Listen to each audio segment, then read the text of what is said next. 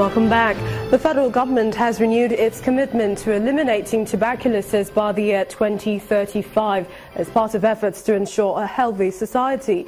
The Minister of Health, Professor Isaac Adewale, who disclosed this at an event in Abuja to mark the World Tuberculosis Day, says Nigeria is determined to join the League of Nations without tuberculosis. Statistics from the World Health Organization indicate that in 2015, there were an estimated 10.4 million new cases of tuberculosis worldwide, of which 5.9 million were men, 3.5 million were women, and 1 million were children. People living with HIV accounted for 1.2 million of all new TB cases. In order of global ranking, countries with the highest burden of tuberculosis are India, Indonesia, China, Nigeria, Pakistan, and South Africa. While in Africa, Nigeria ranks as number 1. With an estimated 1.4 million TB deaths in 2015 and an additional 400,000 deaths resulting from TB disease among people living with HIV, the disease appears to be advancing into an epidemic. But at an event to mark the World Tuberculosis Day, the Minister of Health restates the commitment of the federal government to reverse the trend. We are increasing our capacity with the help of our partners to improve our ability to diagnose TB. We started in 2011 with 7 gene expert machines. We have over 300 as of now. Our target is to have one in every local government. In spite of the challenges of tuberculosis, the Minister of State for Health enumerates the successes recorded by the federal government. It is worthy of note that despite the huge challenge posed to us by tuberculosis, our country made some progress in the control of this disease through increase in access to free diagnostic and treatment services. Development partners at the event stressed the need for a collective fight against tuberculosis. We need to act fast to find patients with TB and to cure them. When I look at the data, a majority of TB cases actually occur among men. And in order for a country as great as Nigeria to continue growing, we need healthy, productive citizens. The Minister of Health later commemorates the day with the commissioning of a laboratory. Beyond observing World Tuberculosis Day to create public awareness about the global epidemic of the disease, experts advise the public to visit the nearest health facility to get tested and treated for free. And ahead of the November 18 governorship election in Anambra State, the people of Aguleri have come together to reconcile their long-term political differences and drum support for Governor Willie Obiano. In a reconciliatory meeting to end the feud, the warring factions announced a decision to sheathe their swords and push for another 4 years for the governor.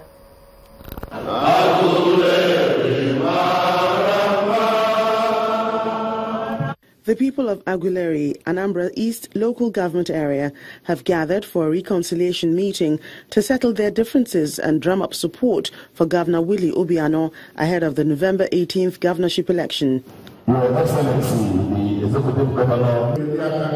Journalists were excused from the closed-door meeting as the issues were thrashed out. In the end, there was a unanimous agreement amongst traditional leaders, politicians, clergymen and other critical stakeholders that Governor Obiano should be their candidate for the election. We called the entire Aguleri together to settle our differences. Everybody will say their minds. If you're angry, you say it.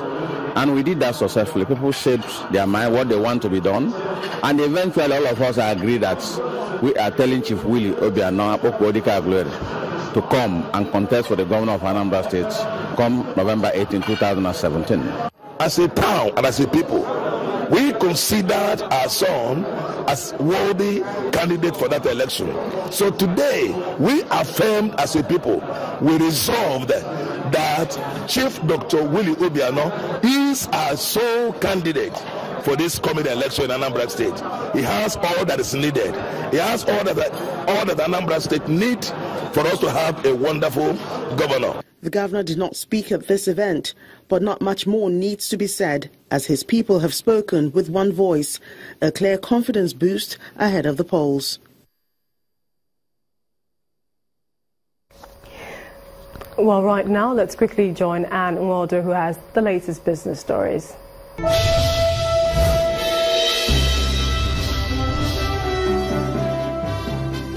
Welcome to the world of business. The World Bank has approved a $200 million loan to help support the federal government's policy on food security and enhanced agricultural productivity for small and medium-scale farmers in Nigeria.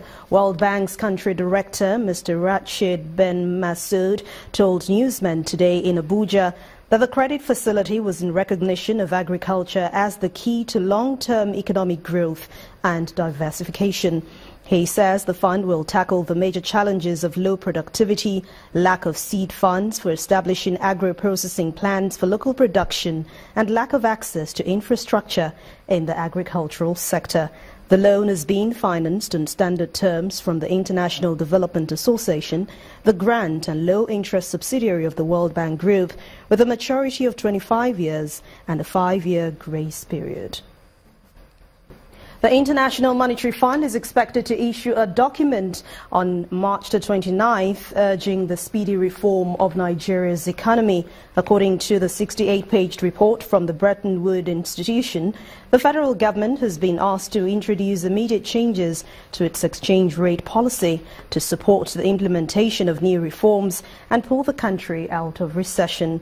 The World Bank and the African Development Bank have separately been in talks with the federal government for a loan of at least $1 billion and $400 million for more than 1 year now, but the discussions have stalled over economic reforms. The Naira extended its gain against the dollar today, up 2.6% to 390 on the streets. That's the first time it's happening since August 2016. At the official interbank market, the Naira traded at 375 to the dollar for invisibles and 307 to the dollar for manufacturers and importers of raw materials. The local unit also appreciated against the euro, exchanging at 400 Naira, while it remained stable against the pound sterling at 465 Naira. But currency traders are saying the significant gains made by the Naira at the parallel market already reflects the improved confidence in the forex market following the sustained dollar intervention by the CBN since February this year. UBA Group today released the 2016 corporate earnings, which shows gross earnings increased slightly to 383.64 billion naira from 314.84 billion naira in 2015. Now, the group also saw a pre-tax profit growth of 90.64 billion naira, up from 68.45 billion naira at the same time, but its net profit rose to 72.26 billion from 59.65 billion naira in the same period under review. The group's basic earnings per share increased to 2 naira 4 kobo from 1 naira 79 kobo, and the company's board of directors have proposed a final dividend of 55 kobo per share for all its shareholders. Nigeria's stock market closed the last trading day of the week in the red following the continued inactive price performance from major bellwether stocks. Let's now join Harriet Agbenyi for the details.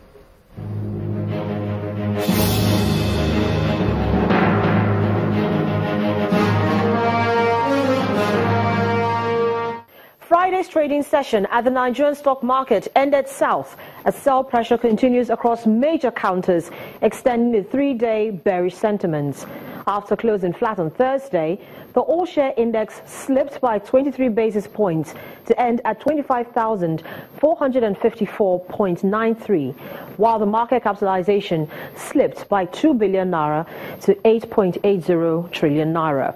Stocks performance on the activity chart improved as the volume traded doubled to 346.02 million in 2,613 deals for over 2.33 billion naira. Market breadth was negative, with 7 gainers led by Livestock Feeds, Access Bank and Transcorp, versus 12 losers led by 7-Up, UAC Properties and Diamond Bank. Continental Reinsurance was the most actively traded stock of the day, with over 203.1 million shares. Those are the day's trading figures. I'm Harriet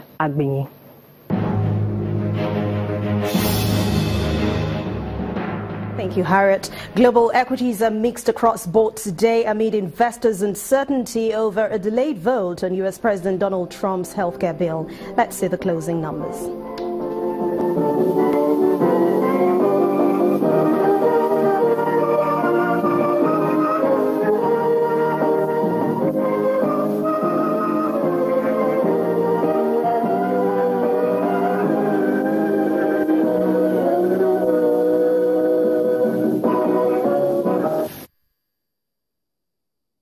Well, that's business news on the last trading day of the week. Thanks a lot for watching. I'm Anne Nwawadu. The rest of the news at 10 continues with Millicent.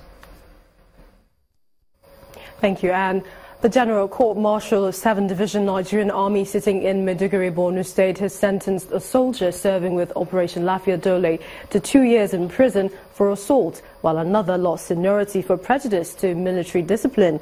The soldier, alleged to have committed the offence on a minor, was found guilty on one-count charge punishable under the Armed Forces Act Cap 20, Laws of the Federal Republic of Nigeria as amended 2004. Another officer of the rank of a captain was demoted to the rank of second lieutenant on a one-count charge of prejudice to military discipline, punishable under the same act. Also sentenced is a Navy rating who was charged with disorderly behavior and insubordinate behavior, who bagged 6 months in prison on each charge, which will run concurrently. Delivering the verdict, the president of the court, Brigadier General Olusegun Adeniyi, says the sentences will serve as a deterrent to others. He admonished officers and soldiers to observe rules guiding arms possession, saying that military all over the world is known for discipline and obedience to lawful orders. And staying with security matters, the Nigerian Navy is acquiring 14 assault boats from South Africa to boost its capacity-building efforts in maritime crime fighting. Well, this is according to the Chief of Naval Staff, Vice Admiral Boyete Bass, who told Channels Television in South Africa that the acquisition also involves a phase where part of the construction will be completed in Nigeria. The Chief of Naval Staff has been attending a string of meetings and events in that country this week on the invitation of his South African counterpart.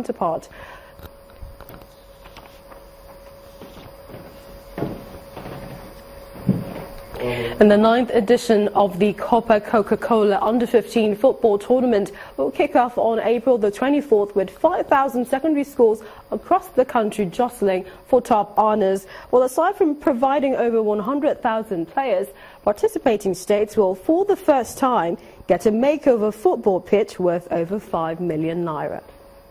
The Coca-Cola football tournament is back, and the sponsors have kept the tradition of a press conference to announce the championship.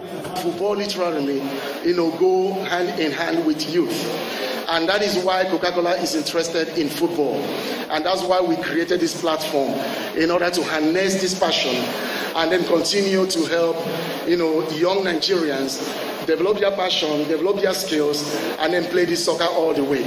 The 2017 edition comes with something new for participants, as explained by the marketing manager of Coca-Cola Nigeria. This year we are giving out raw scholarship to each of the students who will participate, who will emerge as the top 3 winning schools. And for every winning school, for every school that's going to play, you would have typically 22 players, not just the ones who are on the pitch. Out of all the 22 players for the top 3 winning schools, in other words, 66 students, Coca-Cola will be giving them scholarship to the maximum of 500,000 naira each. The Nigeria School Sports Federation, a major partner in this grassroots initiative, is excited that the competition has been sustained for this long. For the last 3 years, children have been motivated from the grassroots, rural area, just the last school you can think of, we have been moving the children upward because of the enormous amount they put in. Ex-internationals Victor Ekpeba and Anne Chejine also commend the organizers for building future stars. this Copa Coca-Cola tournament. I've seen some of our young boys playing for the country now. Some of them, I don't want to call the names, but I think everybody knows that, Ronaldinho played in this Copa Coca-Cola in Brazil.